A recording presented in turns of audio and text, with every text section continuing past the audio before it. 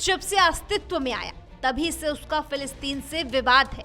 फिलिस्तीन से संघर्ष बढ़ा तो इजराइल ने महसूस किया कि वो डिप्लोमेटिक स्तर पर कमजोर पड़ रहा है और तभी से इजराइल ने फिलिस्तीन की कट्टरपंथी युवाओं की एक टोली फिलिस्तीन के उदारवादी नेताओं के सामने लाकर खड़ी कर दी। इसी का नतीजा है कि आज हमास जैसा खूंखार आतंकी संगठन इजराइल के सामने खड़ा है।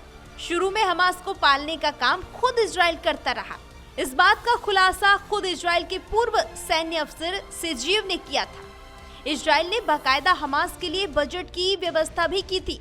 सेजीव साल 1980 के आसपास गाजा के गवर्नर भी रहे, जहां आज हमास का कब्जा है। समय के साथ हमास ने फिलिस्तीन के उदारवादी नेताओं को किनारे कर दिया और खुद फिलिस्तीन का झंडा बरदार बन गया।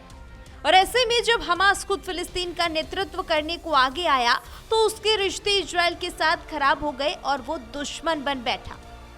हमास को कई मुस्लिम देशों से आर्थिक मदद भी मिलती है। भले ही उसने कोई नेता सार्वजनिक तौर पर घोषित नहीं किया है, लेकिन आज हमास एकजुट है। हमास के पास सशस्त्र विंग के पास 27 लड़ाके हैं। इन्हें 6 रीजनल ब्रिगेड, 25 बटालियन और 105 कंपनियों में बांटा गया है। साथ ही हमास के साथ फिलिस्तीन का युवा भी खड़ा है। हमास ने हमेशा से खुद को मजबूत किया है और जब साल 2006 में इजराइल ने गाजा से अपना कब्जा हटाया तो हमास को और भी ज्यादा मजबूती मिली। गाजा में चुनाव हुए, हमास को जीत मिली। अब हमास को कई मुस्लिम देशों से भी मदद मिलने लगी और उसका अंतिम उद्देश्य इजराइल को खत्म करके वहां इस्लामिक राष्ट्र की स्थापना करना हो चुका है।